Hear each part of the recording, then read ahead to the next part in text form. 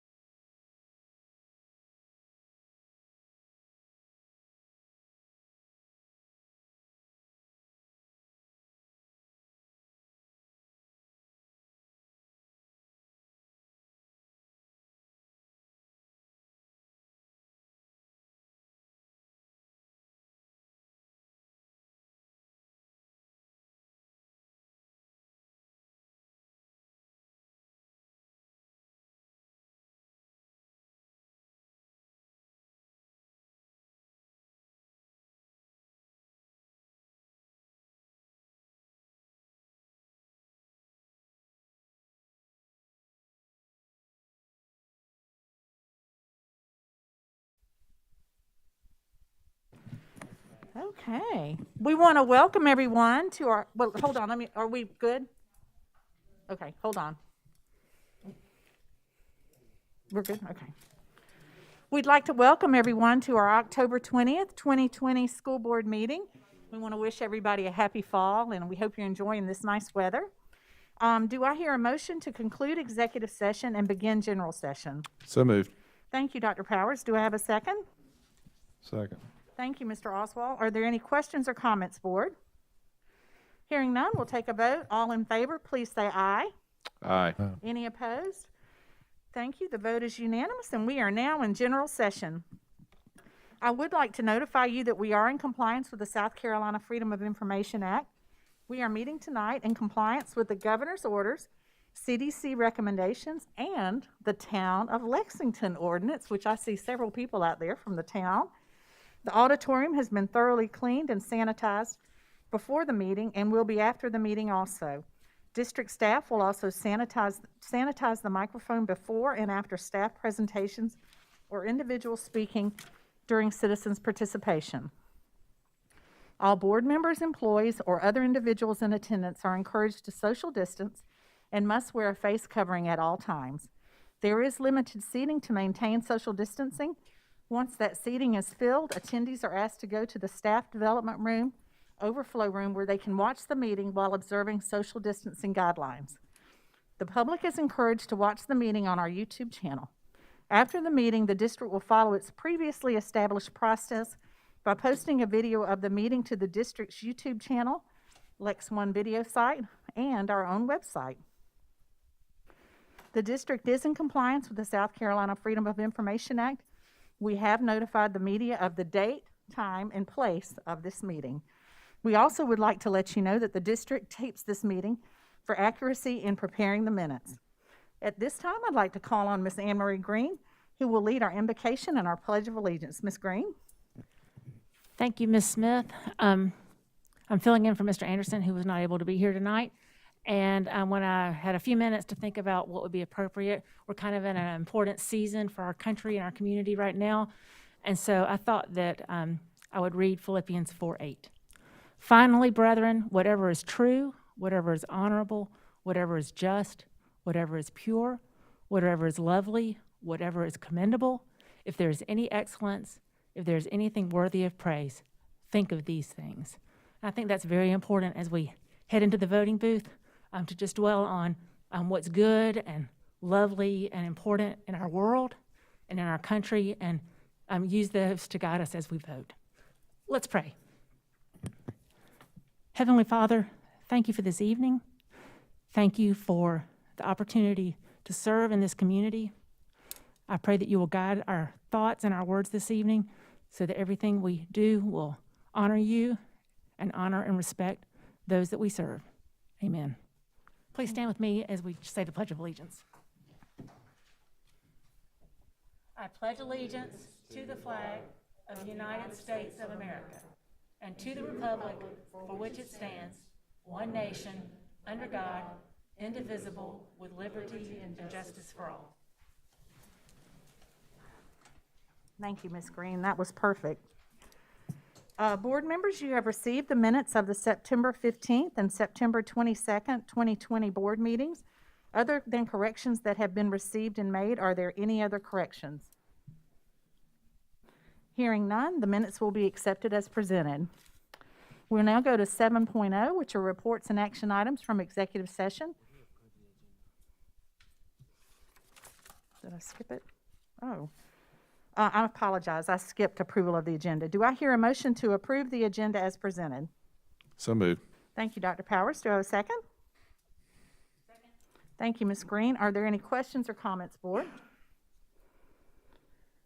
Hearing none, we'll take a vote. All in favor, please say aye. Aye. Any opposed? The motion carries and it is unanimous. Okay. We'll now go to 6.0, which is approval of the September 15th and September 22nd, 2020 board meetings. Other than corrections that have been received and made, are there any other corrections? Hearing none, the minutes will be accepted as presented. We'll now go to 7.0, which is reports and action items from executive session. Do I hear a motion to approve 3 certified recommendations for the 2020-2021 school year? Madam Chair, I move the board accept Dr. Little and senior leadership team's recommendations for the 3 certified positions for the 2020-2021 academic school year. Okay, thank you, Dr. Powers. Do I have a second? Second. Okay, thank you, Ms. Green. Are there any questions or comments, board, regarding those 3 positions? Mr. Stacy, do you mind just giving us an update on the number of certified positions open and how we're progressing? Sorry, let me turn this on. Yes, sir. We currently have 11 certified vacancies. We have 11 FTE that we anticipate that we'll hire in January. And we have 5 FTE shifts that we've had to make, moving, say, an interventionist into a teaching vacancy. So we'll hope to replace those positions and get those people back in the interventionist role. So right now we're looking at about 27 budgeted positions that we have to fill come January. And again, we made those shifts so that our students aren't suffering. They've got someone in front of them, but that is budgeted positions that we have to fill.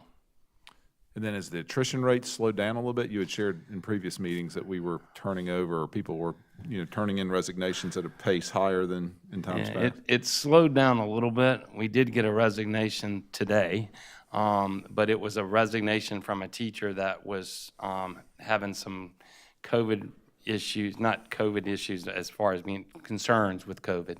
And she made the decision today to go ahead and resign that position. So we already had a substitute in that role, but we continue. I think as we continue to pull, kids back into school, teachers do have some concerns, and that we're ready to work with them if they need to be released from their contracts.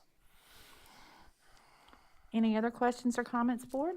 Okay, we have a motion and a second on the floor. All in favor of the 3 certified recommendations from the Human Resources Department for 2020-2021 school year, please say aye. Aye. Any opposed? Motion carries and it is unanimous. Do I hear a motion to approve 1 administrative recommendation for the 2020-2021 school year? Madam Chair, I move the board accept the 1 administrative recommendation from Dr. Little and the senior leadership team for the 2020-2021 academic school year. Okay, thank you, Dr. Powers. Do we have a second? Second. Thank you, Mr. Oswald. Are there any questions or comments regarding this position, board? Hearing none, we'll take a vote. All in favor, please say aye. Aye. Any opposed? The motion carries and it is unanimous. I would like to inform you that the board did hear an update on a pending legal settlement, and that the board will not be taking a vote on that matter tonight. It was just an update. We're now going to go to citizens participation, item 8.0. Lexington County School District 1 Board of Trustees solicits the advice and counsel of its citizens. To encourage this participation, the board provides a citizens participation period during each of its regular monthly board meetings. In order to speak, you must be a parent or a legal guardian of a student currently attending a Lexington District 1 school, a taxpayer residing in the Lexington District 1 attendance area, an employee of the district, or a student currently attending a Lexington District 1 school. You may comment on agenda items, school operations, policies, programs, and other matters. You may not speak about specific individuals, whether students or staff. There are other ways to bring that to our attention. We want to remind you that this meeting is being live streamed, and that the recording of this meeting will be part of the public record in perpetuity. We want to give everyone who came tonight an opportunity to speak, and in order to do that, I will call on each speaker by name and ask you to approach the lectern at the back of the room. The board will not reply to your comments nor take any action during the board meeting in response to your comments or questions. You may address the board for up to 3 minutes. Please do not clap or make any comments either while an individual speaks or after he or she finishes. As you came in tonight, you received a card to fill out if you indicated you wanted to speak. The card asks for your name, address, and other information. However, we will read out only your name, the town you reside in, and the name of the schools your children attend when it is your turn to speak. If you do not fill out a card but wish to speak, please hold up your hand, and the cards look like this, and someone from the communications office will provide a card. Do we have anybody else that wants to speak besides the 1 card? Okay. Anyone who is uncomfortable addressing the board in person may reach out to the board by email, telephone, or mail. And our contact information is available on the Lexington One website, and we welcome all messages. At this time, I'd like to call on Miss Debbie Gilley. She is wanting to talk about transportation. She is a parent of a child who attends Gilbert High School, and she lives in Gilbert. Miss Gilley?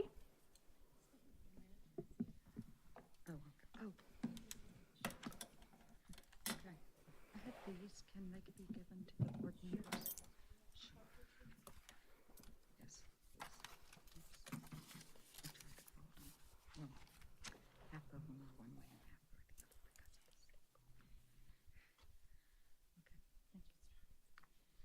because of the state. Okay, thank you. Thank you. I was here tonight. My name is Debbie Gilley. I have a granddaughter who lives with me. I'm her guardian. She is at Gilbert High School. She's all virtual and is loving it. I have two other granddaughters, or grandchildren. One's a son and one's a daughter. One's at the high school and one is at Gilbert Elementary. They are on cohort. Well, now they're 4+, and I think that's going well too. But what I wanted to talk to you tonight about is transportation. I know that we have just gone back to the 4+ for the elementary, and from what I can tell on my bus, it works pretty well. I'm a little more concerned with our middle and high school students because they're larger, they come up over the seats, there's not as much protection as far as blockage. And on the 18th at the board meeting, it was mentioned that anytime that we are around each other for more than 15 minutes, with or without a mask, there is no social distancing. The average bus ride, I've been told, is 30 to 35 minutes. So we can have kids on there shorter or longer than that. At the board meeting on the 22nd of September, in a room like this, Ms. Green, you mentioned after the citizens' participation, if anyone wants to leave, because I know you get nervous or anxious in such a crowded room. Well, if you'll compare this room to the picture I just gave you of a bus, it's not crowded at all. I also included a printout of the Thomas C2 72 passenger bus. And that is kind of a common bus that we have in Gilbert. There will be 47 children, or up to 47 children on a bus. I just don't see how that is acceptable. We spend a ton of money to divide the children up and protect them with plexiglass in classrooms, and then herd them onto a bus. I ask you to think about that. And even the CDC guidelines mention students on one student to a seat, every other seat if possible, unless they're children from the same household. We will be putting children not from the same household in seats together. And I just feel like if we get through this, it will be by the grace of God, because we are not social distancing on buses at all. Thank you.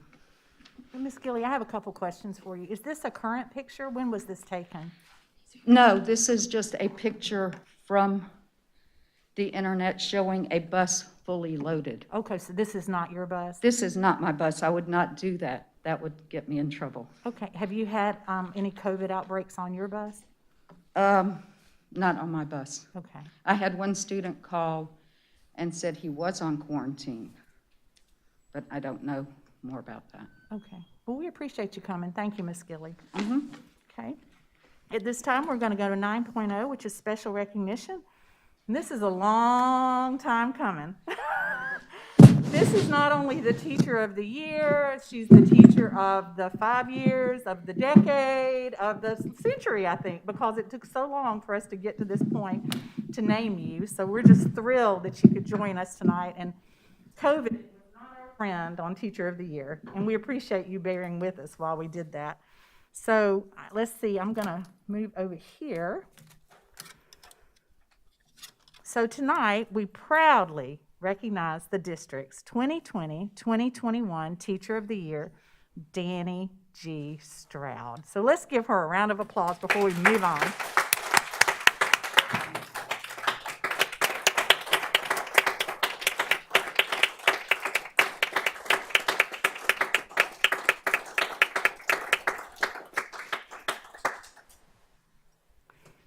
Okay, Ms. Stroud, if you and your principal would join us at the front, and I'm going to ask Dr. Little to join you guys.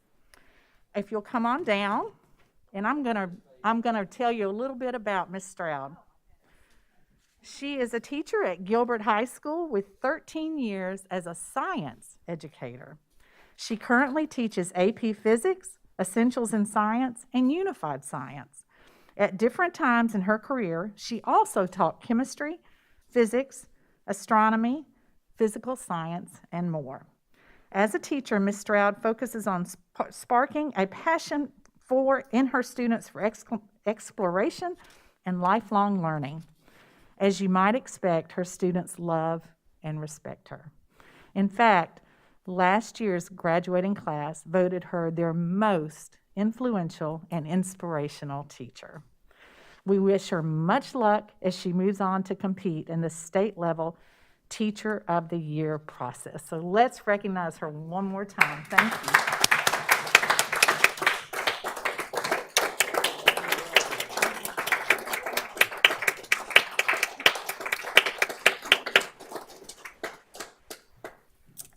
I complimented her on her way in. I said, that is the most perfect Gilbert High School dress I think I've ever seen.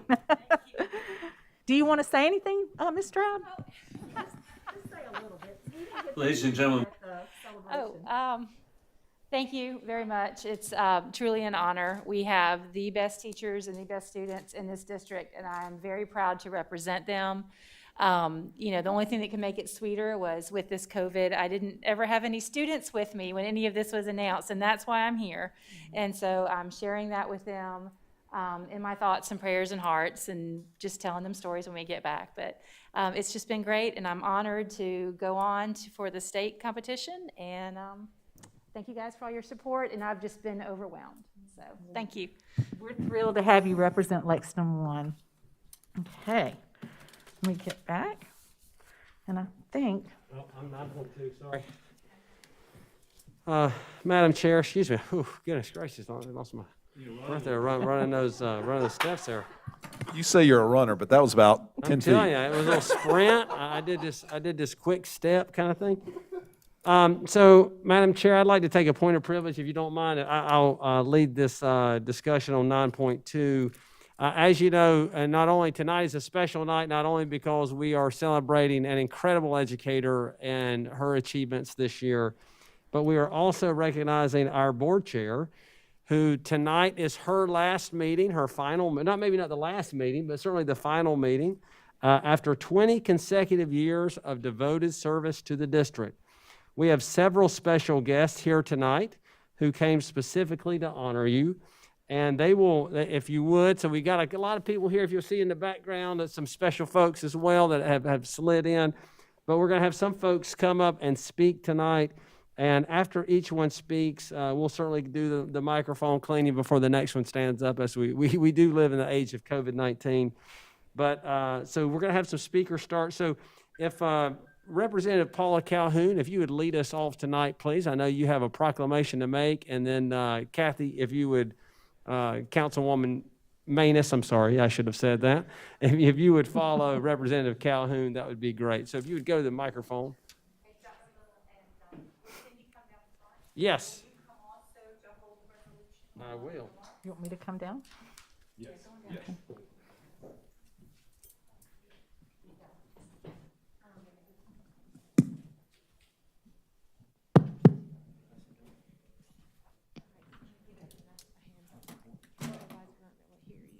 No, I'll go back there. You sure? Yeah, I don't mind going back there.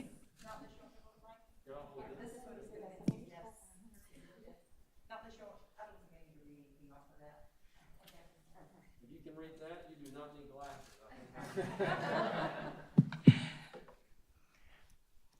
Good evening, members of the Board of Education, Dr. Little, and guests. And thank you, board members, for the opportunity to recognize Cindy Smith for her service to this board and the educational community. During the last week of the legislative session, Anne Marie Green contacted Representative Wooten and myself about a House resolution for Cindy. Without hesitation, we were delighted to oblige to her request and this board's. Cindy is just one of the special people who gets work done. She ensures a positive outcome, yet takes no credit. She conveys an encouraging perspective by highlighting the essential workings of a project and downplaying misunderstood issues. This is a gift. Cindy keeps people focused on the end results. A great educational experience for the students, parents, educators, and our community. The General Assembly recognizes the need to marry education and the workforce. Without a solid foundation in education, economic progress will be out of reach for many families and other communities across the state. We are blessed. We have outstanding schools in Lexington District 1 due to the many people who embody hard work, commitment, and leadership, thus providing opportunities for employment. Cindy Smith, my friend and yours, has been one of those leaders who has taken education and developed it over 20 years. We thank her for the 20 years of volunteering as a school board member and more recently to lead the Board of Professionals. Cindy, please accept this House resolution for your years of service and dedication to this board and our community. You have been a champion of education.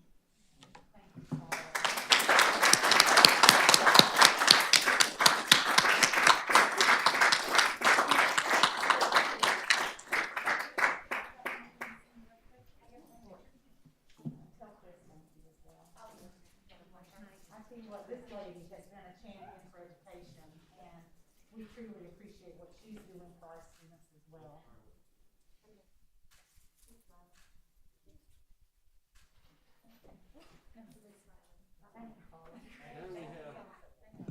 Now we have Councilman Kathy Maness, and with Councilman Maness, we also have Councilman Ron Williams and Councilman Todd Carnes. Thank you for being here tonight, all three of you. And I'm going to turn it over to Councilman Maness. Thank you, Dr. Little. Good evening.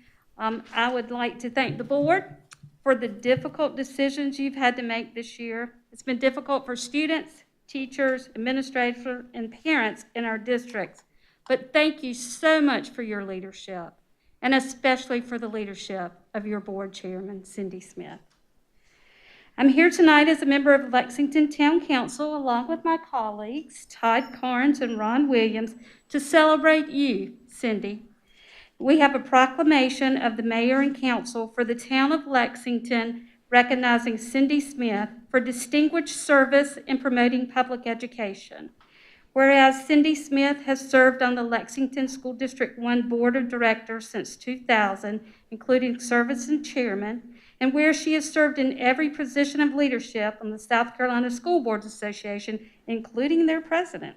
And whereas her efforts to promote education include service on the National School Boards Association, along as a member of the National Nominating Committee, whereas she has served as the chair of Lexington One Educational Foundation, an organization serving to raise funds and support for district programs, and whereas her tireless service to public education has spanned over 2 decades, where she has continuously furthered her vision to maintain school boards that advocate for all students, to look for best practices, and open to new ideas, embrace collaboration and teamwork, exhibit integrity, put aside personal agendas, and are loyal to the district's school success, an act of courage. And whereas Cindy is now retiring from service to public schools after a long and wonderful career, Now therefore be it proclaimed by the mayor and town council of the town of Lexington that Cindy Smith is hereby recognized, congratulated, and commended for her service as a tireless and continuous advocate for improvement of public schools and for the education provided to the public school students in Lexington School District 1, given this 20th day of October, 2020.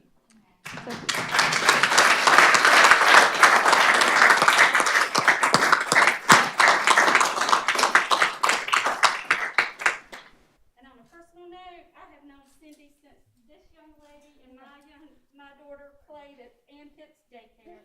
She's a wonderful friend. So come on back. Thank you.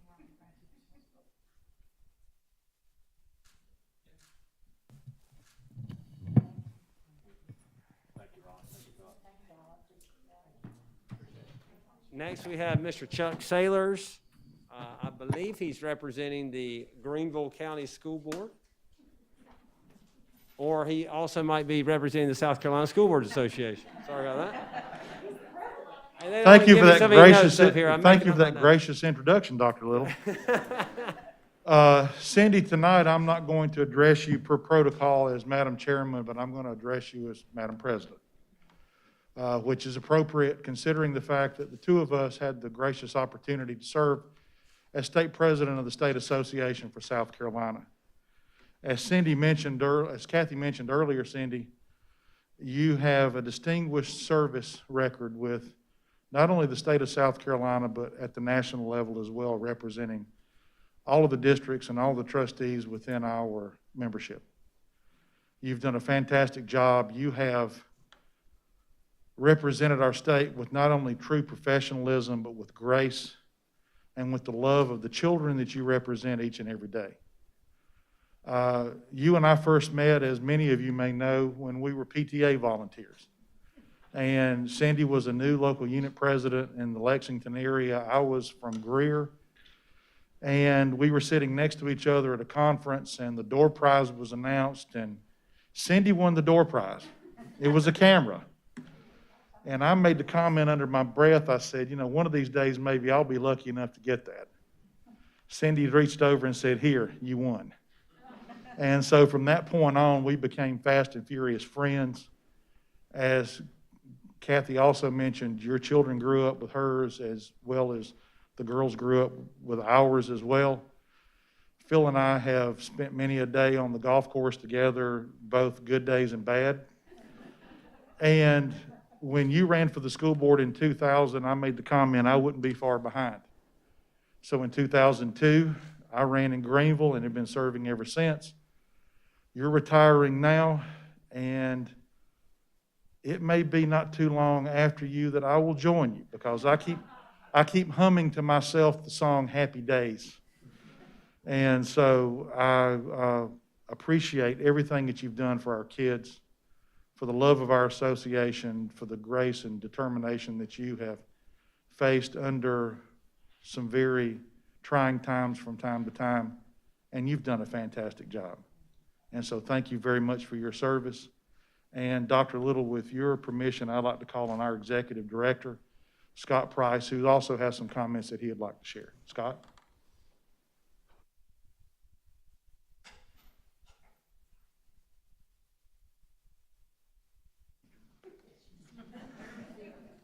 You need to give this an extra wipe for me.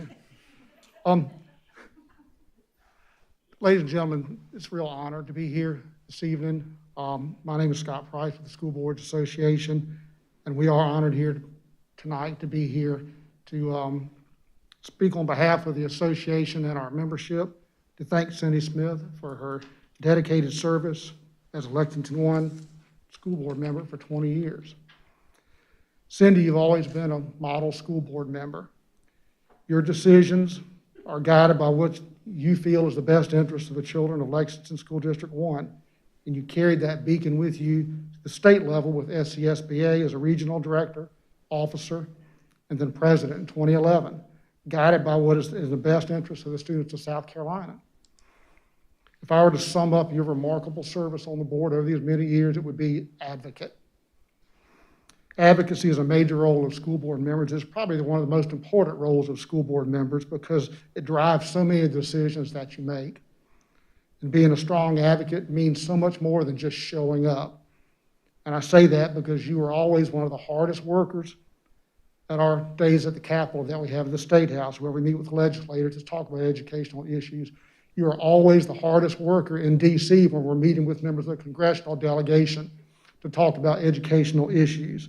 You never hesitate when we would call on you to come testify or to come to contact your delegation members, and we appreciate that. That's advocacy. That's stepping up.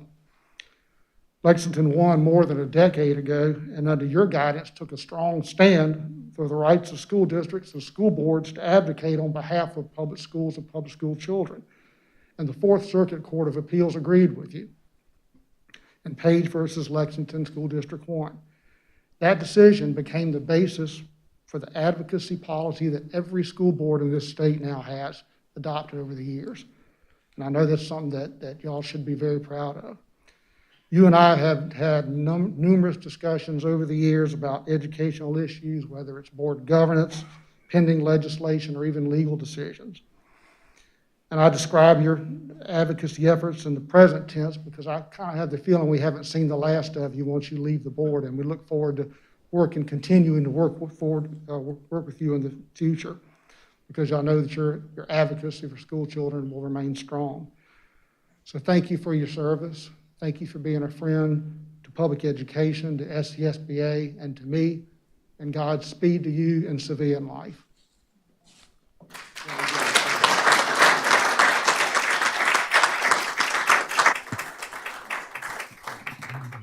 Hang on just a second, Cindy. I just want to, I want to brag on Chuck. He is actually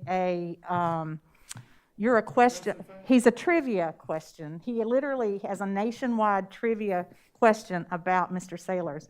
He is the first male national president of the PTA Association. And he went on from that, sitting beside me and getting that camera, to he became the national president for the PTA. So he definitely has a love of children. I have the inability to say no.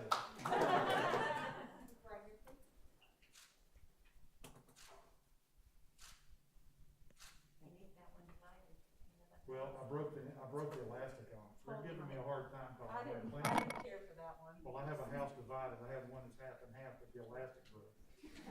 So I'm slumming tonight. All right, finally tonight, we have a video from Congressman Wilson's office. If, Tracy, you got that?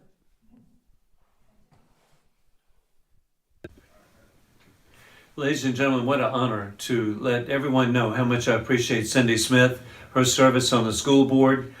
Today, it was a reminder. I was earlier at Lexington Rotary with Luke Clamp to see the personnel that Cindy and the school board have made every effort to have professionals at every level. It's just so exciting to see the people that have been recruited and in such a fast-growing district to adjust so much. And then, hey, the facilities. Gee whiz, when I think of River Bluff High School, I indeed like to point out it's more like River Bluff University. The facilities are just world-class, and it's because we have good people like Cindy serving. And then I also know the tough Solomon decisions that have to be made on disciplinary actions. And so being on the school board is really tough. Of all the positions that I can think of in public service, truly school board. And so Cindy, congratulations. You've made such a positive difference for a world-class community. God bless you.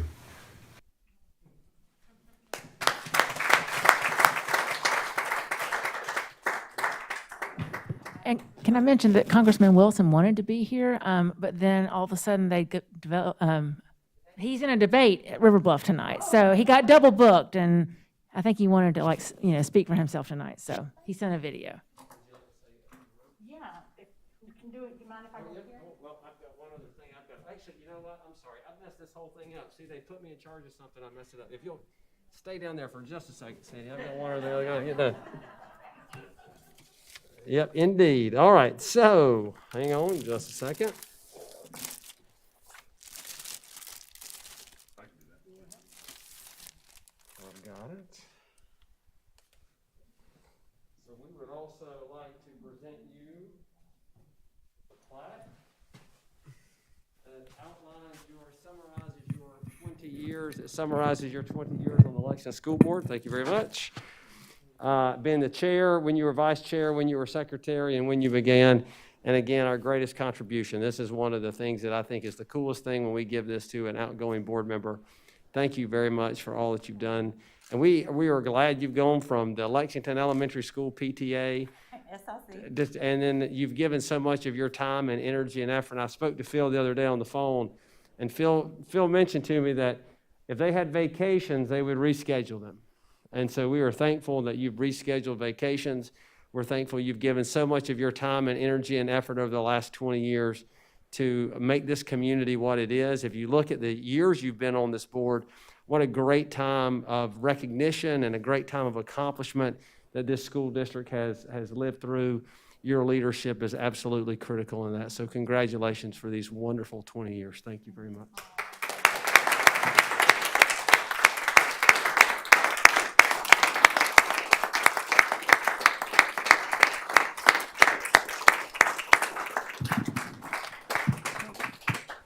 Let me get mine. I'll get it. You can take that. It's just going to be short and sweet, but this has been an absolute honor and privilege of my professional career. Is the highlight to have served on this board, but more importantly, to serve the children in our community and to have the trust of our community. Our school district has doubled in size. I see Miss Kay Coker right here. It has doubled in size than when I first joined Kay, and then Debbie joined me, Debbie Knight, and it continued to grow, and we continued to build schools. And somebody the other day said to me, they said, "You keep building schools, why?" And I said, "Because they're all full." Every one of them is full. But it has been such an honor and a privilege. One of my favorite all-time board members was Dr. Edwin Harmon. And Dr. Harmon is the one, he would always say, "What is our decision?" And that quote right there, "Thank you for always putting children first." That was Dr. Harmon's quote. And every time we would take a vote, he said, "I want that to be the thing we think of first. What is best for our students and our children?" And I feel some really big shoes coming into this. I'm so pleased to have worked with Dr. Woodward, Dr. Little, all these board members. We're truly blessed in Lexington 1. And I also want to thank my family. I had no idea my oldest daughter, Catherine, she's a teacher. My mom is a teacher. My niece is a teacher. My favorite cousin is a teacher. My sister-in-law is a teacher. I come from a long line of teachers and a long line of educators. And education truly is the foundation for success. And I agree with you, Ms. Calhoun. The workforce of today, education is what brings them up. And we are so blessed in Lexington 1. And I just want to thank you for all the support I've gotten over the years, because it's a team effort to keep this district up and running. And I just could not be more proud to have served in this community. So thank you.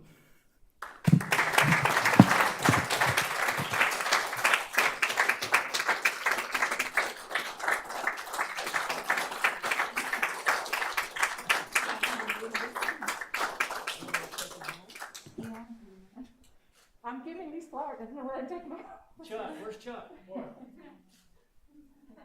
You want to get a picture with Cindy and her family? And my youngest daughter has COVID, and I have not been around her in a month, so I'm not exposed, but that's why she's not here. She's watching. COVID finally got us. All those privacy concerns don't apply when your mother's talking about you. Thank you, Greg. Appreciate it. Anne Marie?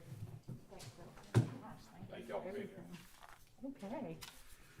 Gosh, thank you for everything. Thank y'all. Yeah, thank y'all for coming. Yeah, thank you. And thank you to Miss Stroud. We're so proud of her. You're good. You're good. Y'all got school tomorrow. Yeah.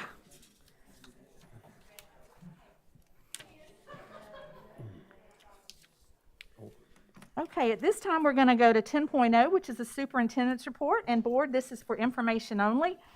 Dr. Little, I'm going to turn it over to you. Thank you very much, Madam Chair. And again, congratulations. What a great evening tonight as we celebrate two wonderful achievements and accomplishments. What I would like to do is take a moment. We have a special guest. I know you didn't want to speak, but I'd really like for you to just introduce yourself briefly to the, if you don't mind, board. We have a special guest with us today, and also new to our community. And I'd like to just give her just a minute just to introduce yourself to everybody. Good evening. Thank you for allowing me time on your agenda. My name is Angèle Laborde. I'm the new executive at the Lexington Chamber and Visitors Center. I'm delighted to now be a resident of Lexington. I come to you from Greenwood, where I served as the chamber executive for the past 14 years. And prior to that, I was a part of 2 chambers of commerce in Louisiana.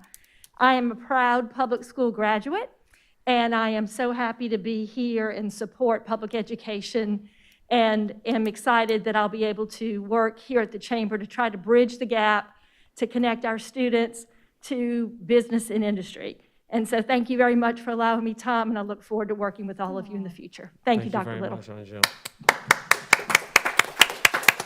Dr. Little, if I may take a point of privilege, we share a mutual friend in Greenwood, and she texted me and she said, "You are getting the best."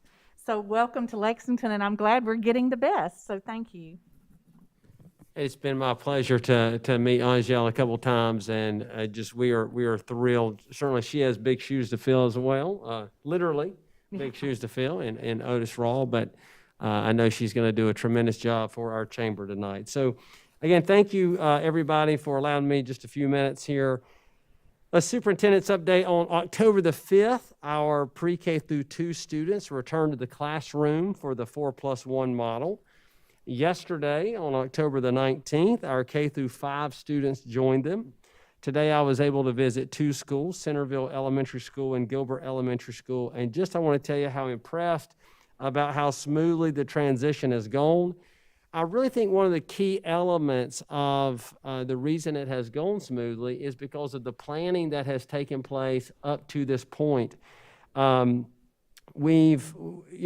Because we've planned and really worked at and taken deliberate steps each step of the way, that transition really has been incorporated with really few issues across the board. We'll have a hiccup every now and then, but when you look at the overall implementation, it's really quite nice.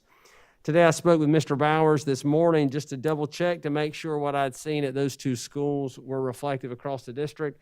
He said principals across the district are reporting smooth starts. Now, again, just keep in mind, it is still very early. It's yesterday and today. Certainly too early to draw definitive conclusions, but we've certainly put our feet in the water, and we are moving in that direction, and I am confident, as I normally am, that we will continue to get better every day. For example, today I found out some of the plexiglass had fallen off a couple different places, and so we have Mr. Salters and Mr. Warren. They fitted. Now see, this is why I don't know. They're things that keep them from falling down. How about that? Braces. Whatever they are, they're doing those kinds of things. That's the technical term, things that stop them from falling down. But again, I also want to stress that both principals this morning really stressed that they found the importance of the Virtual Friday, both in separate conversations, talked about the need for Virtual Friday. Mr. Hardy is here tonight, can probably also agree with that fact. That the Virtual Friday has really been a lifesaver, that it has allowed us to implement what we've implemented. And they said, quote, "There is no way we could have gotten everything done without that time." So those Virtual Fridays continue to pay large dividends. And again, I think we'll eventually realize that they were the hinge point, the linchpin, if you will, that allowed us to do a lot of this work that we're accomplishing. So those Virtual Fridays continue to be very successful. I was also able to visit Gilbert Middle School today, and as you know, not only did our 3 through 5 students come back, but we also had some priority groups come back, 6 through 12, so we did have some additional middle schoolers and high schoolers back, and we welcomed them to our campuses yesterday as well. priority groups consist of students who are not being successful in the hybrid model by and large. So we tried to identify students that could potentially be students that perhaps were in special education, students with academic plans, students who may or may not speak English, and or students who have some type of extenuating circumstances at home. They really identified those priority groups. It does look a little differently at each school, and I think that's one of the strengths of the plan. You've got, and Mr. Hardy sitting here, so White Knoll Middle School was different than Carolina Springs, even though they're in the same community. And so we also wanted to make sure that each school had some flexibility about who to bring back. The key piece was that when they brought students back, we wanted them to also be able to maintain the 6 feet of social distancing. So the number of students brought back school to school varies depending on, who was there and those kinds of things. But really impressed today with the plan I saw at Gilbert Middle School. And when I talked to Dr. Rivers today, the schools have been very intentional about bringing students back. They've been very intentional about bringing the students back safely, and how they've been very intentional about structuring their learning while they're on campus. And so they're putting them in places where they can to have additional assistance and those types of things, and learning and be in the classrooms for face-to-face instruction. And then when they're not in classrooms for face-to-face instruction, they may have them in some other area of the school working on work and getting support that way. So really interesting ways they've approached that problem. And another good example of just using creativity and flexibility. We're facing a problem, we have to come up with a solution, and they create a really well thought out novel solution. So I'm sure there's questions about our next steps. Our next steps really depend on a couple things. We're really dependent upon the delivery of our next large shipment of plexiglass at middle school and high school, as well as our daily review of the data. Remember, I said this is still a very early stage that we're in. We do have to monitor and measure, make sure we're okay, make sure that everything continues to go as it currently is. We do feel good about our situation at the moment, but as you know, that can change in the COVID reality. That can change pretty quickly, so we want to continue to monitor that. So we're still waiting on a hard delivery date. We do not have that date as of yet. We continue to pester vendors, and we continue to pester the State Department for that hard delivery date. Mr. Warren has done a fantastic job with that, but we don't have a hard delivery date yet. We hope to have that delivery date sooner rather than later. I don't want to make a promise about when we're going to get it because I don't know. It's really out of our control at the moment, but we will be getting that hopefully sooner rather than later. And this week we will also finalize potential rollout plans of when we do get the date, what's the best way for us to begin to come back. But really, again, it hinges on a few things. It hinges on when we get the delivery of the plexiglass. It hinges on how quickly it can be deployed. And it also is dependent upon if our numbers continue to tell us it's safe that we can prioritize that going back to school. The one thing I want to promise the board and our community tonight is that we will continue to be deliberate in our approach. We will prioritize health and safety in our approach, and we will prioritize our youngest students first. So again, I want to say that again. We're going to prioritize health and safety, and we want to prioritize our youngest students first, since our youngest students typically have the hardest time in the virtual model. So far, that's why we went pre-K through 2 first. That's why we've got a number of self-contained special education students in first. Then we brought in 3 through 5. And so no matter what happens with our delivery date, we're going to prioritize those middle school students next to get them, if it's safe to do so, to get them in as part of that next phase. We're going to continue to look carefully at our numbers. Remember, we look at those on a daily basis, but continue to look carefully at our numbers to make sure it is safe for our staff and students to return in our 4+1 model. But so far, again, it's very early, but the 4+1 model has been very successful. We're getting lots of good feedback.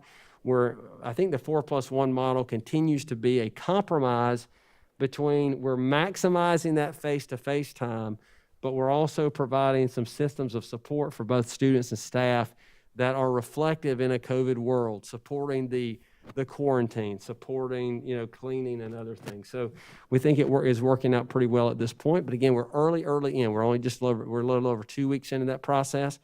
We're going to continue to monitor it, look at it, and make sure that we're good to go. But our next big thing is waiting on the plexiglass to be delivered for our middle and high schools.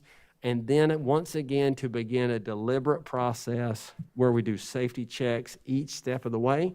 And I think one of the things that our approach has been so successful with so far is that, remember, our goal is not to be open. Our goal is to stay open.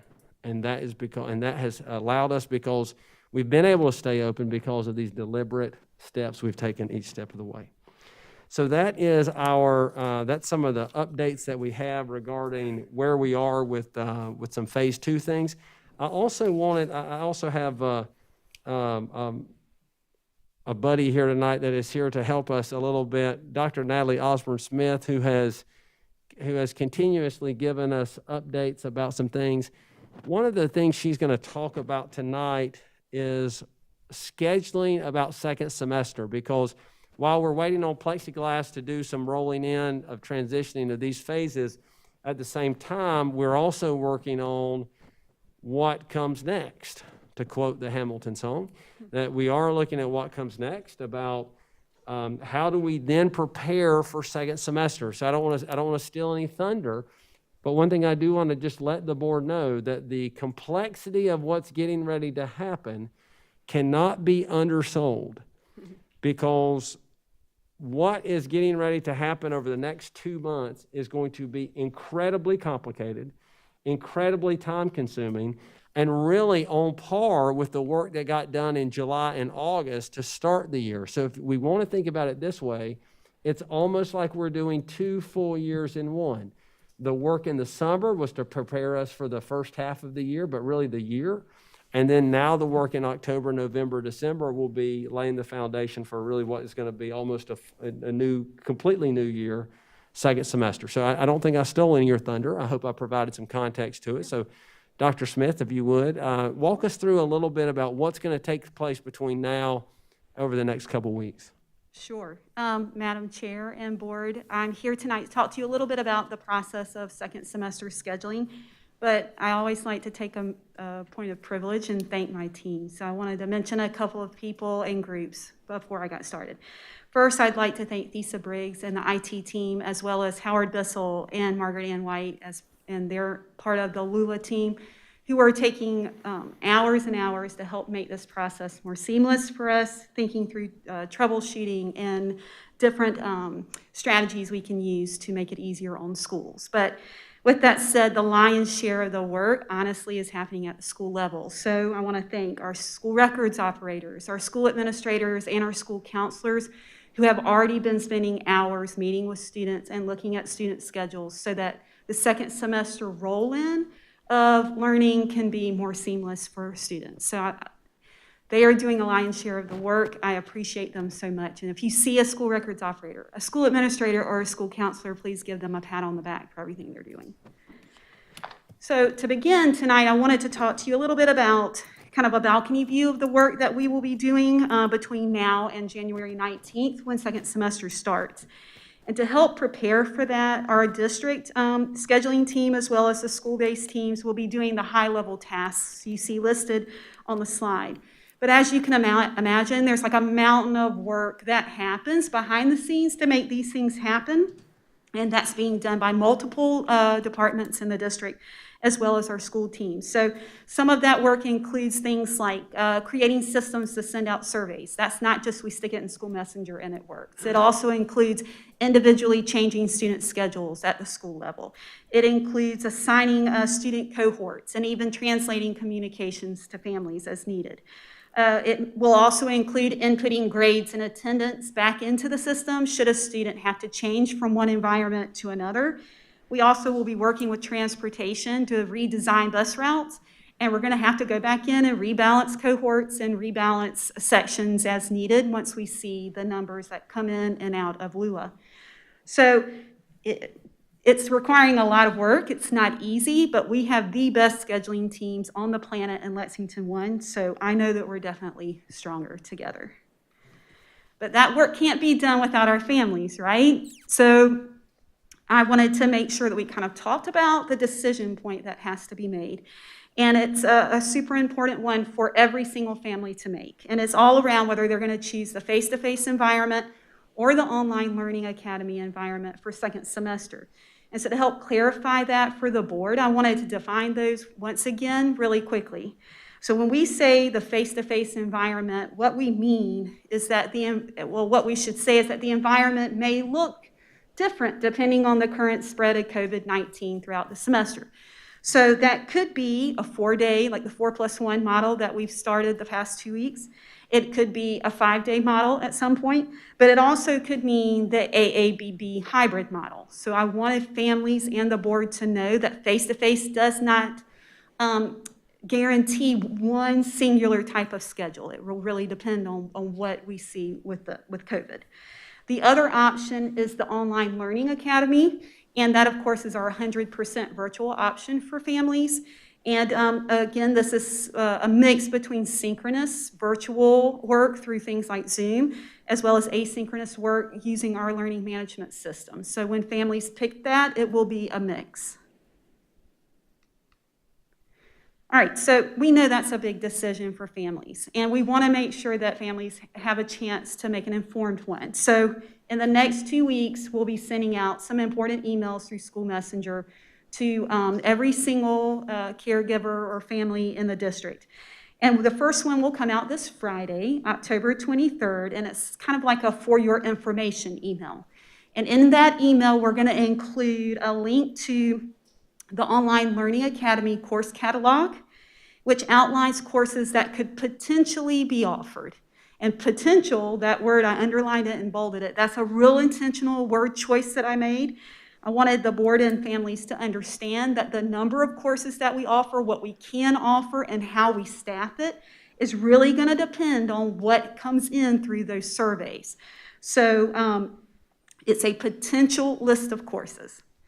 The other thing that I wanted families to know or kind of look out for, there will also be a link to a list of suggested supports that families could provide to students should they pick the Online Learning Academy environment. So I would highly suggest, I think it's super critical for families to really look at the catalog, to study the email and all the information that's included so that they can make the best choice for their children and their family. So to follow up, a second email will go out October 29th through School Messenger. And in that email, that's when the second semester survey link will be sent to families. And so because we know that was a little bit tricky last time, I wanted to make sure families heard us say that they will get a survey link, like a separate email for every single child that lives in their household. So it's important that they go in and do that survey for every single child that lives in their household. Just a couple of tips to put out there if you should be asked by families about the survey. The first one is that we really ask that they not change any of the information in the student information section. So that would be things like the current school that's listed, their first and last name, or their student ID number. All of that comes from PowerSchool, and it's critical that it match what schools see when they're trying to schedule for second semester. So if families will leave that part of the survey alone, we would appreciate it. Also, there's an important question in the survey around whether families will need district bus transportation, and so we're trying to collect that information now to help bus transportation reroute buses and groups as needed.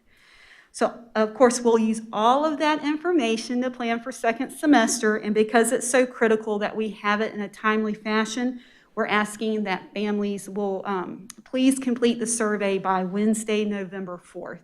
We recognize that's a quick turnaround, but again, the mountain of work that follows, this survey is kind of our hinge point. The mountain of work that must follow that's the survey response is quite a lot. So we appreciate families' help with that. So just 3 other quick things. This will be my fastest presentation about reentry ever, so I'm really proud of myself for being succinct. So 3 quick things just to share. First, the survey results will impact the number of teachers that we have in the face-to-face environment at the school level, as well as who will be teaching online courses. I also wanted to mention that when a family chooses the Online Learning Academy, they are making a commitment for the semester. And then lastly, we ask that caregivers not go in and do the survey again for a child. And what we mean by that is not that you can't change your mind. If for some reason you made the wrong choice or you just have questions, we just ask, instead of redoing the survey, that you call your school directly and someone at the school level will help you make changes to whatever you selected. So again, it's a lot of work, but we have the best team in the state or the country to make this happen in a timely fashion. And so I am confident in our ability to be ready for second semester. And I'm here for questions if you have any.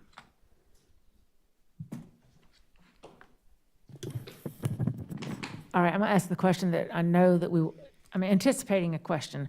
If parents do not respond to the survey, does their child default to what their environment is for the fall, or will they get a contact from the school? That's a great question. So the way, remember how I said we had to set up the system to make the survey work? The way that works is that until you answer the survey, you're either going to be pinged by school messenger to do it, or schools will start calling you and asking. We're not going to depend on, we don't want to depend on it just defaulting, because there may be some technological glitch that may be getting in the way of a parent or a guardian from answering that survey. So the absence of a response is not a response. Right. What is the process for evaluating the current, so getting the current model, so getting feedback on user experience, parent experience, those kind of things from the community? How has that been handled? Has that been kind of more sort of organic feedback, or has there been anything formalized as we look to move forward? Because obviously, to move forward, we want to evaluate where we have been, where we are, and where we're going. And so what does that sort of systematically look like?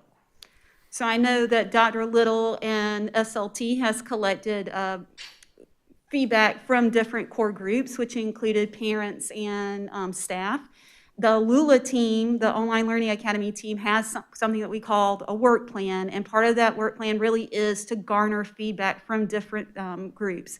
And that would include sending surveys to students around their experience, which they've done multiple times already, to the teachers, and their plan is to reach out to families as well, so that there's a feedback loop to improve what's happening in the Online Learning Academy level. Dr. Little, do you want to talk about feedback that you've gotten from hybrid? Yes, so we are, in fact, one of the big things coming up, I believe, is November 2nd. We have our Parent Advisory Committee. We moved it to November to make sure we had enough time to get feedback. So every time we make one of these transitions, we're wanting to get feedback on that previous transition. So we got lots of feedback on the hybrid model. Then we've gotten feedback. Now we want to get feedback on the 4+1 model, and so we'll be doing that. What we want to be careful with on our end is not sending out too many surveys, because then people get, so what we want to do is we want to get this one in first and then begin to do our system evaluation stuff after that, in terms of the larger face-to-face stuff, where we gather some more feedback on that, where we plan, to give us time to plan. But this is the first big thing of our face-to-face, and then we'll do we'll do more of the model evaluation as we get the whole model rolled in December.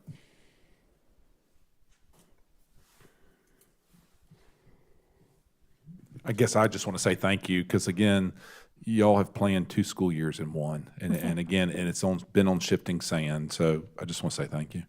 Thank you. We have the best schools and administrators and staff working on this project. So I couldn't do it with a better team. Yeah. Thank you. Thank you so much, Dr. Smith. So that's the end of my update in terms of phase 2. So there'll still be, there's lots and lots of work to do, as Robert Frost once said, there are miles and miles to go before we sleep. So we still have lots to do and lots to accomplish. But again, very confident about where we are. And I know, and because of that confidence, I know we're going to get to where we want to be. So, and it's for the effort of people like Dr. Smith and her colleagues that are making this work. and just across the board, people are carrying a heavy burden. So I'm very thankful for that. We'd like to do an operations update with Mr. Salters. Thank you, Dr. Little, members of the board. Obviously, in operations, we've been quite busy developing a lot of plans around these models, and I didn't get a chance earlier, but I did want to share with you, we've got some great news from the state earlier this week related to reimbursement for some funding and expenditures. A lot of that ties to the work that our Representative Calhoun, Representative Wooten, and others have done at the state level to help, and also with State Department of Education to facilitate some of that. So we'll have some good news with some funding for a lot of the expenditures that we've seen coming here soon. But they've worked really hard to make that funding reimbursable and retroactive to July 1 of this year, and then also going forward all the way out to September of next year. So get a chance, thank those folks for their hard work. They've done a really good job advocating on our behalf. You're talking about COVID-specific needs Yes. that we've had to pay for unplanned or unbudgeted? That's right. That's right. So we really appreciate that. And I'll just jump right into our operations update. Chair Smith, I think I was kind of doing the math in my head, and I believe you've probably, over your tenure, opened 14 or 15 schools, and maybe even more than that. I might have missed one or two. But that's a tremendous accomplishment during the time that you've been here, and countless renovations at other schools. So take a look at the new Pillion Middle School site. Really looks a lot different probably than you've seen it recently. It's taking shape. It looks almost ready to move in, honestly. It's parking lots are now paved. You can see the track in the back, and the field is sodded and ready to go. So just super excited about the opportunity to move students into this building here in a few months. I'm going to interrupt you just a second. Can you Please. talk about the significance of the track? Because they may not understand the history of that. Yeah, so starting actually with this facility and Beechwood, we decided to go back and pave all of our middle school tracks. And so that's pretty significant. I know you may not have experienced that before, but the maintenance and wear and tear on those tracks as a dirt clay surface has been problematic over the years, and so we I've committed sent to Mr. doing Salter some pictures of some Miss pitiful Green, middle school right, tracks. Right, and so we appreciate you sharing those, and that really helps spur some of this on. But we're excited about being able to do that at each of our middle school campuses, and to really help their opportunities there. But as you can see from this aerial photo, this is a new sod that's being laid down, and it'll by now it's around the building as well. But again, this is a prototype plan that we built starting out at Beechwood. We're also currently building it at Lexington Middle School. Replacement siting, you'll see some similarities as we go through. But great progress has been made here on site, and they're working with the off-site road improvements now as well. So we're excited about that. Closer shot of the exterior of the building. Interior center commons area, and we're excited about the finishes really taking shape here. I believe we have a tour scheduled with you guys in a week or two, and so we'll be looking forward to giving you the opportunity to showcase this campus. Again, you're looking at the main entry here, secured foyer, back from the kind of the upstairs area. Carpet is down, the terrazzo floors are down. You'll see a lot of this floor protection down, but there is actual finished carpet underneath, and we're just trying to protect those finishes as the workers complete their tasks in the different areas. This is the library, and acoustical panels are up in most of the area. The carpet's down. An initial look that looked like a swimming pool, but it is not. It is plastic covering the carpet. So kitchen's in place. We have our DHEC certification letter, so we're ready to serve food out of this kitchen.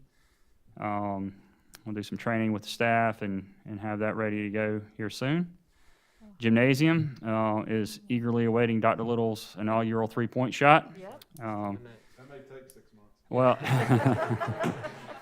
Hey, tell him what happened last time. Well, I will say that he went to Beechwood and kind of showed out a little bit. So unedited, unedited. Yeah, did you see him sprint we've up and heard down about this it, little path right here? Though I didn't say anything about a running layup. I just said a 3-point shot. You know, With a suit on, I might with a suit add. on. But it is ready. They're keeping the place locked up for you so that you can get that shot in. But really excited about this gymnasium for the students. That the gym at the old facility was a really problematic area for that campus and one of the oldest areas on the campus. So we're really excited to bring this new gym in. Well, and in line with the track, I mean, we've gotten a lot of feedback. We started discussions a couple years back about expanding the middle school sports offerings, mainly just to keep those kids busy and help them grow, because we're such a big district. It's hard to play high school sports. So, you know, I'm excited about the track, the football field, the basketball. I mean, all that's going to give them space to grow. That's right. Great. It really gets them engaged. This is a little bit different look than in Beechwood because of the orientation of the facilities. And so what you're looking at here, whoops, I'm sorry, you're looking at the gymnasium on this side and the auditorium on this side, and it creates a different hallway entry space. Slightly different than Beechwood. Beechwood, they were reversed because of the site layout. This layout is the same that we'll have at the Lexington middle school site as well. So you're looking at the entrance to the auditorium, and of course they've got some more paneling and things to put up in that space. This is the auditorium. It's coming together. They've got the paneling started, acoustical panels. The seats are going in this week, so it's well on its way. Art classroom. This is a chorus classroom. Orchestra classroom there. One of the pieces of feedback and adjustments we made here is increase the ceiling height. We got that feedback from our teachers at Beechwood. Every time we do these plans, we like to get the feedback and from our teachers that you actually use the facilities, and that was one of the things that they recommended. I think being in a small or even a large classroom with a lot of young students with band instruments can be a little interesting at times. So the elevation of the ceiling was important. This is the band classroom. You can see some of the instrument storage located there. Typical science classroom. It's ready to go. And then moving on to Pelion High School, we did a number of athletic improvements there, wrapping those up now. Pleased to do that. This is the exterior of the weight room and the wrestling room addition. And you're actually looking at the weight room. There's some roll-up doors there where the students can come out in this turf area and do exercises. Shot of the inside of the weight room. Really excited about this opportunity. I mean, the kids are just over the moon about having this new equipment, and we'll be bringing this similar configuration to the Gilbert community, and when we do that addition here soon. So we're pleased with that. This is the wrestling room. The mats are not down yet, but you can see it's ready for the mats. In this picture, they are there now. So just came in recently. An office that the coaches share in between those spaces. So really pleased with that. Gilbert Elementary School, just kind of wrapping up a few things that are left there. Now recall this was Gilbert Primary School, and we retrofitted the spaces there, and so we added some playground equipment. That was one of the last pieces that we had to do there. You can actually see in the background a fire access road that was installed as well as part of this. So new surfacing there for the equipment that's been added. So we're then looking at Lexington Middle School, the new middle school campus. If you go by there about every other day, you'll see tremendous changes. And somebody asked me today, have they started pouring any footings or anything there yet? I said, well, actually, they're setting steel on the B wing today. So, and actually, this picture was taken, I think, the end of last week. All of this area right here is poured now, and they will start their wall masonry probably by the end of the week. And this area back here is the cafeteria area is starting to really get closed in. So there's steel deck being set here, and they'll move to here probably next week. So they're really really moving forward quickly on this campus. There's a better shot of it. And all of this area here now is poured and ready to carry on up. So you may see, as you look at these aerials, you'll say, if you're really technical, you'll notice that there are 2 classrooms missing off the end of this wing. That is on purpose. So it's for constructability. We have a retaining wall that runs along the edge of this here. And so it's just easier to access these areas with those 2 classrooms out. Once these wings are complete, these 2 classrooms will be added, and this wing will be finished out. So it's just a minor detail you may notice. These are just some ground level shots of the masonry there. You see some really good progress has been made. We've taken a lot of rain there. It seems like you build this plan near Lake Murray, and it just likes to rain a lot. So did that as well at Beechwood. This is a shot of the storage building. We've put this storage building at Beechwood and also at Pelion Middle School. They are actually doing the masonry work, which is the underpinning part here now this week. So, and we're adding storage buildings around the district as part of the referendum. So, Lexington Elementary, a good bit of the work from this summer is completed there. We're waiting to make the tie-in with the town of Lexington off of North Lake Drive, and so the new parent drop-off or pickup line really isn't in service yet because we're waiting on a connection with them and the work that they're doing on the one-way pair expansion. But we did get a new bus canopy, and we'll be doing a front canopy next summer. So really turned out well there. This is a shot of the bus loop, which is has been newly designed and in use now. And there's a big space up to the left here at the top where the old buildings were. That space is going to be grassed and fenced in for a play area for the students as well. Another shot of that bus loop area. Oak Grove Elementary, you recall we're doing a classroom addition there. As part of that addition, all of the canopies have been painted, given a fresh look, so they all blend with the new building. And this is the new building, the 8 classroom addition. It has really come out of the ground quickly, and we're excited about the expansion there. And this is an interior shot. You can see some of the block fills already on the walls, and they're getting ready for some finished paint there here soon. So it seems like we'll be occupying that before you know it. This is a storage building that's going up in the back of the campus there for their use. White Knoll Elementary School, again, a classroom addition, kindergarten classroom addition. You see this is really taking shape as well. And it's 4 classrooms. There's 2 classrooms there. This is kind of off to the side in the front of the school. And then a connector hallway that connects back to the original school building. Again, interior walls are up, and you're looking at kind of in between classrooms. You're in one kindergarten classroom. This is an office space and another kindergarten classroom. So, and then that's a shot down the hallway. So really making good progress there. And that's a look from in that kindergarten classroom. Those will be windows whenever that's finished out. White Knoll High School, another big project for us, 32 classroom addition. This is the classroom wing. You can see where the first floor is has been completed, and all the steel decking is there, and they're starting the masonry on the second floor. There's a better shot of it there, and it connects off the front of the building. The main office would be over here, comes right off the front, and it mirrors the center addition that was done on the other side. So very excited about this 2-story addition, and there's a shot of the second floor deck. They're ready to pour that. This is an open area that will look down onto the first floor from the second story there. And on the first floor, you can see construction well underway.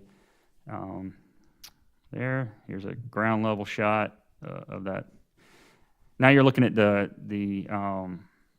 Performing Arts Center.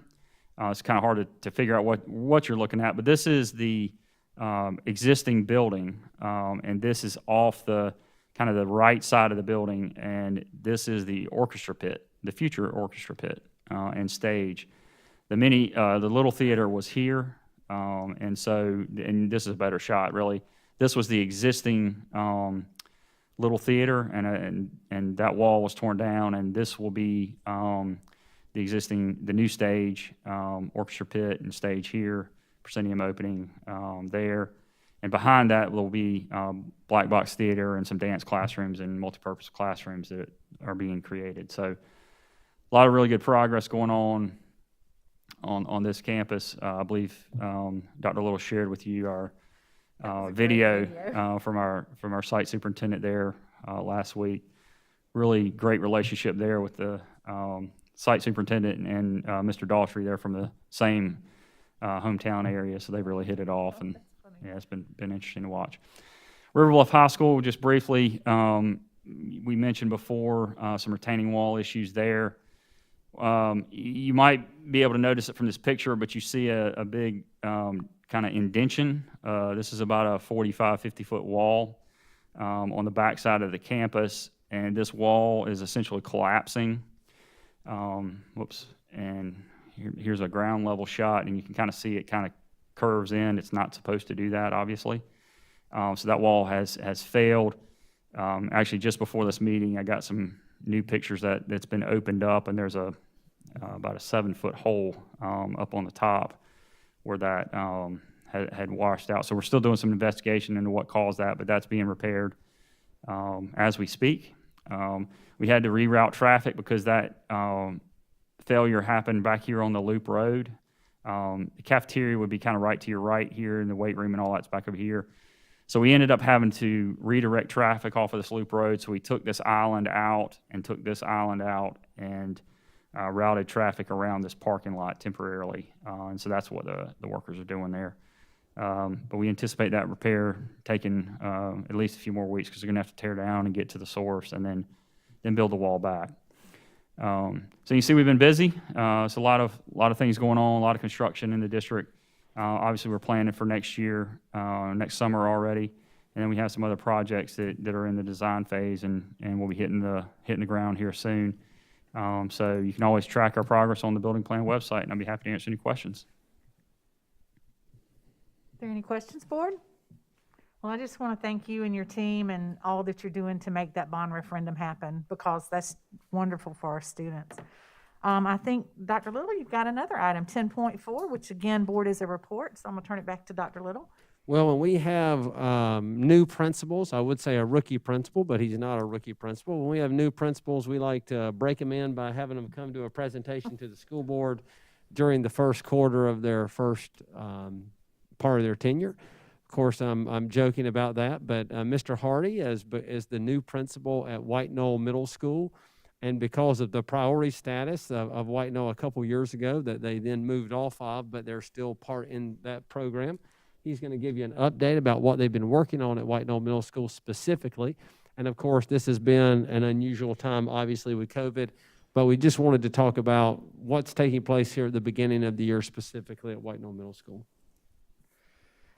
And thank you. I just want to say it's nice to meet you, Madam Chair and the board.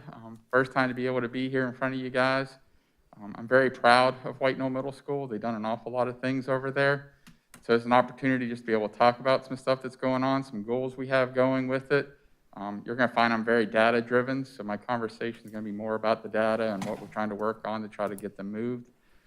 Dr. Little did tell me I had an hour and a half, so I'm going to try to keep it a little bit shorter than that. At least minimal? Yes. Minimal. All right, so conditions at White Knoll. I think the big thing we've been preaching, and everyone's buying into it, is the stronger together. We couldn't get through this if we're not all tying and just learning about each other, helping each other. It's great walking through the halls. I got kids coming up to me all the time saying, Mr. Hardy, I just want to be here 4 days a week. And there's that excitement. You know, how often do you get middle school kids going, I want to be in school as much as I can? And so you can just see that energy and how much they enjoy being there and the pride of the school. And that's the part that I think has helped out an awful lot. It's not been easy. I'm not going to pretend it's an easy thing. Teachers have had to adjust. They worked really, really hard. kids and teachers have done a good job of keeping their social distancing. We take it seriously because we need to protect. And like we said, the biggest thing is we got to do it together, because the longer we can keep COVID out of the school, then the faster we get to go back and be full face-to-face. So as a priority school, the reason why we're there is because we had some low scores back in 2017 and 18. We were at 33.2%. 2018-19, on track for that 35.2% proficient, which on your SC Ready, remember that's your MET or exemplary that we're at. And so for this next year, we obviously did not have any SC Ready scores from the end of the year. So one of the first things we did was we did STAR testing. Now granted, that was part of the state requirement for the first 2 weeks, but I'm a big believer that we don't just do data just to do data. We got to be using it, making decisions, making academic choices. And so if you look at the English, the nice thing about STAR testing is that it actually gives you a prediction of what our proficient would be. And so its prediction for English was at 39.7%.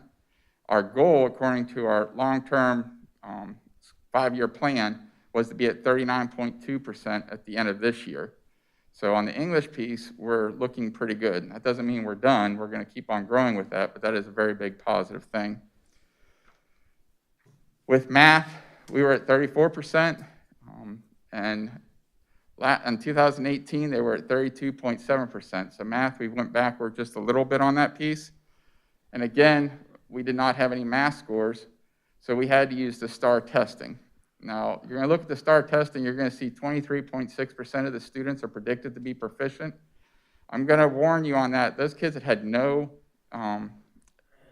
teaching whatsoever, during the summer or even to start off the beginning of that school year.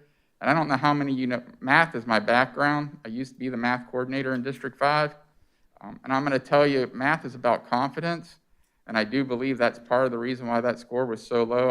I'm totally anticipating that score to be quite a bit higher whenever we retest in December. Because part of that, kids just don't think they can do it. And math is one of those ones where if you don't try, you don't get. But I will tell you, there's a lot of great teaching going on. Teachers have used these scores to set their SLOs. And we've had some really good conversations because like we talked about, growth does not occur by accident. You got to be purposeful. That means we're looking at those kids, seeing where they're struggling at, what are the indicators where they're weak at, and then we're picking some key indicators in the year. And what we talked about is things that are going to make them grow. What is the main indicator for that grade level that if we get growth out of, we're going to get growth overall because that's the main indicator. So to kind of give you an example, 7th grade, it was exponential. And so multiplying, dividing exponents is a big thing in 7th grade. So that's what we're hitting. It'll be hit all the way through the year. So they're going to see it on every single assessment. They'll continue to see that because they've decided that's a key component in 7th grade math.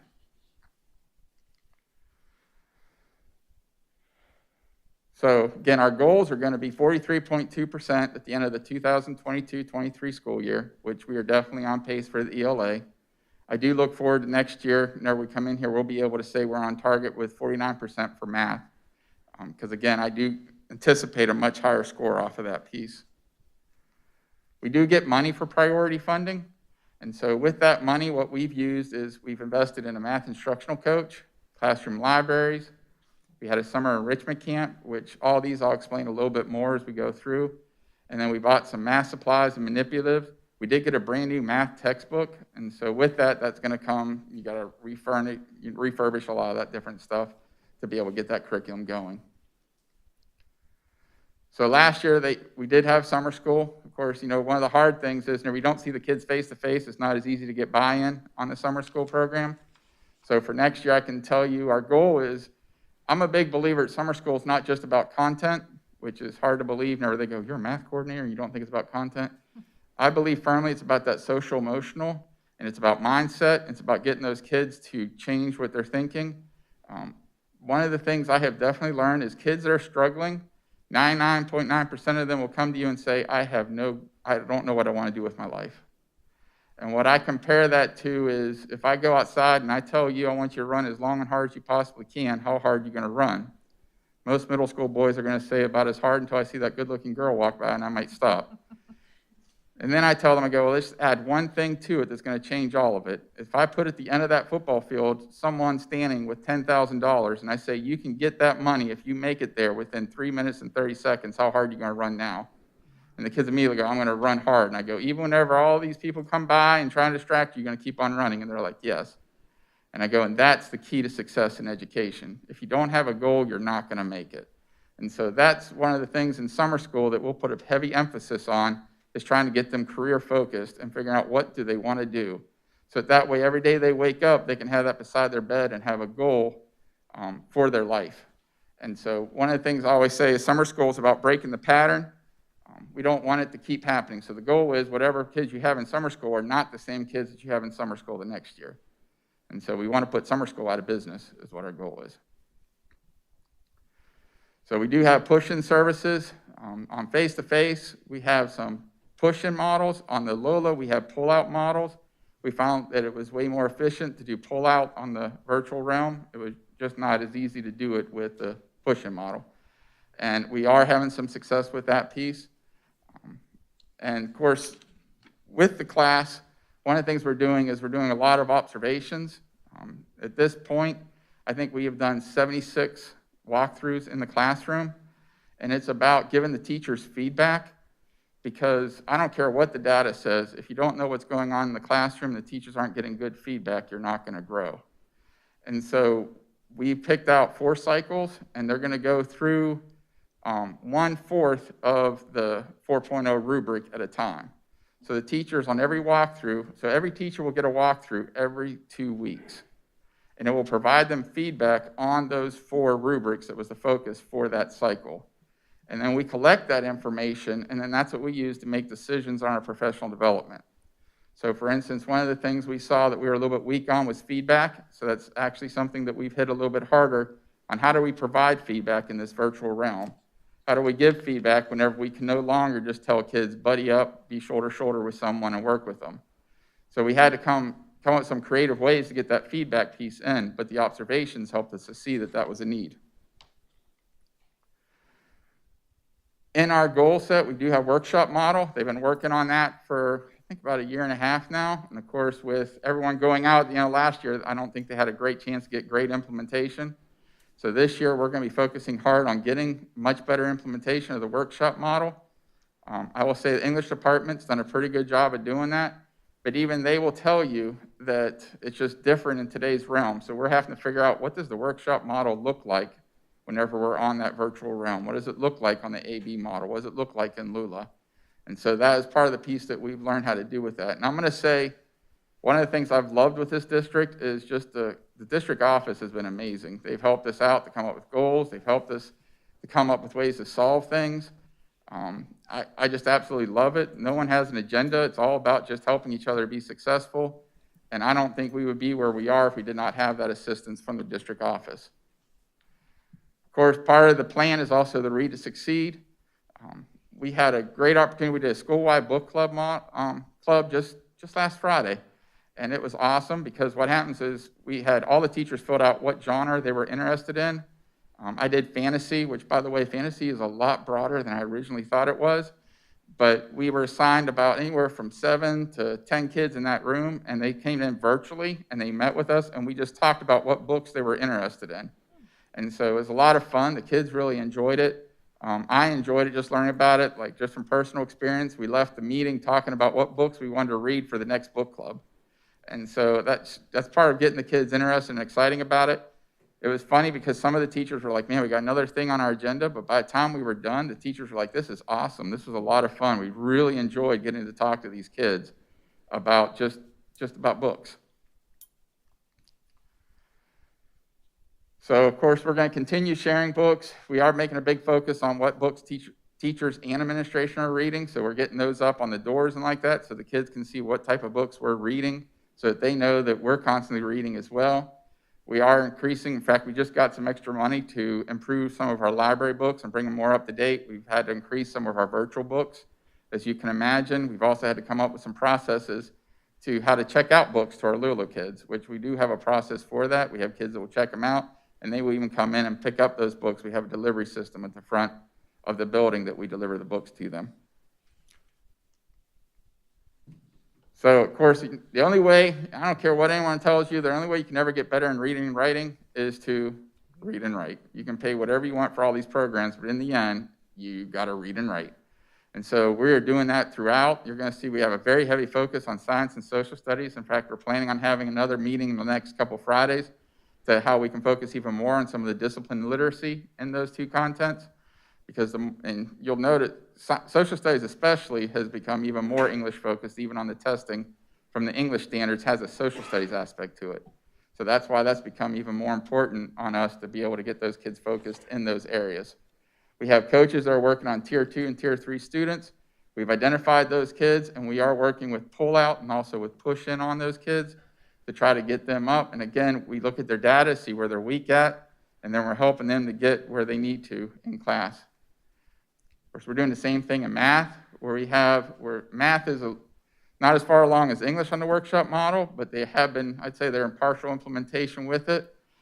Workshop looks a little bit different whenever you get into the math, but what's helped is having a new textbook. That always helps out with changing the guard on some things and how you're teaching it. Of course, the whole purpose of the workshop model is to get those kids in and actually doing math in live action, not just solving a formula. And if the kids can't explain it, they don't really understand it.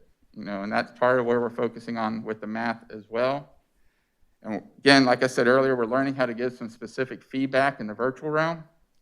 We are implementing Avid, which some of you probably have heard of. Carolina Springs is actually already on full implementation, I believe. They're a little bit further ahead than we are. We're just started to get there. We're focusing on some 7th grade. The whole purpose of Avid is a mind shift, and it's all about trying to take into account some kids that have normally been in the minoritized groups, that have not been in the honors program, that have not been pushed to that next level. So it works on trying to get those students, and it does a great framework. If you ever have a chance to look at Avid, it kind of explains how to get there. We always talk about this is what we want to do. Avid takes a framework to it, and it really does a good job of helping us to be able to get those kids to set goals, to want to be in the honors programs. But it also trains teachers on that thought process, and it brings to light some of our natural biases that maybe we might have. And the goal is we want our honors group to represent the demographics of our school. And if it's not doing that, then that's where we need to work at. And so we have pulled a group of kids, and we did get them pushed in some honors, but we do that also in their academic connections class. We have a section that actually goes in there and helps them to focus on goal setting in the classroom. How do they work at this higher level? How do they do note taking? How do they get organized? Again, it's a very deliberate set curriculum that helps these kids to get where they need to be, but it also helps the teachers to see that all kids can succeed no matter what. And so I know I talked a lot, but didn't know if you had any questions for me. Principal Hardy, when will be your next touch point? You mentioned the STAR testing as a surrogate or as a way to estimate or back into the proficiency, but will you have a touch point at the end of the semester, or will it be the end of the school year will be our next touch point on how we're progressing? We will do it again in December before we leave for Christmas, but we already, on some of our tier 2 and tier 3 kids, we already touch on some stuff, because we can do STAR testing as many times as we want. So we already do some of that STAR testing already to try to see some growth with it. And the STAR testing in previous years correlated well with the proficiency? Meaning, you understand that correlation, I guess? Oh, yes, I understand. The correlation's easy to understand, though. They're based off, that's that national norms. And so whenever they're getting that national norms, their correlations are pretty good with it on that piece. Now, I will tell you, they even have the one report actually predicts, we project with 76% certainty that this kid is going to be proficient. So it gives you that number to actually get a good idea with it. So in December, you'll have some insight into the Lula kids versus the hybrid kids and how one progressed against the other, at least for your group of students. Yes, sir. Yeah, that'll be interesting to see. Yes, sir. I have a 8th grade daughter, and we were talking about, I also have a 5th grade son, and we were talking about the change to, them going to a non-numerical system grading. And I'm always amazed at when you just shut up and listen to a kid and just the profound things they will say. And she said, man, that would be nice. And I said, what do you mean? She's like, well, that would be really nice just to learn to learn. Mm-hmm. And it was like, wow. I was like, you don't feel that way? She's like, well, a lot of times we feel like we just learn to take a test. And so here's the struggle. The rub is we have to have the data. We have to be able to measure progress. We have to be able to do those things. But at the same time, you hit on it perfectly when you said that you just do by doing. You learn by doing. And so that's what the kids are telling us. You know, the kids are telling us that, hey, I just want to learn, you know, and so, you know, certainly I'm interested, you know, like Dr. Powers is talking about, I'm interested to see where the data takes us, but at the, you know, I think the BHAG, the big, hairy, audacious goal here is just to have children who want to learn for the sake of learning. You know, the lifelong learning that we're trying to instill, because they're hungry for it. And it's, you know, you talked about the, you know, wanting to be back to school 4 days face to face. They're hungry for it. When they can't have it and they don't understand the value of it, they really begin to appreciate it. And I think that's what we'll see after this is all said and done. I totally agree.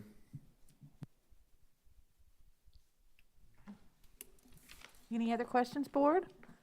Well, thank you, Mr. Hardy, and it's nice to meet you, and this was a wonderful report, and we look forward to the goals and what you accomplish at White Knoll Middle. Dr. Little? I just want to also say thank you. You can see why the interview committee was really blown away by the vision and the drive that Mr. Hardy's going to bring to White Knoll Middle and is bringing to White Knoll Middle now, and the impact he's going to have there in the future. So fantastic work. Thank you very much, sir. Madam Chair, that's all that I have. Okay, thank you. Board, we're now to 11.0, which is items for board information. Then in the packet was a monthly general fund financial report for September 2020, a monthly general fund budget transfers report for September 2020, a monthly capital projects report for September 2020, and a monthly unauthorized procurement report for September 2020. We're now to item 12.0, which is adjournment. Do I have a motion to adjourn? Thank you, Mr. Oswald. Do I have a second? Second.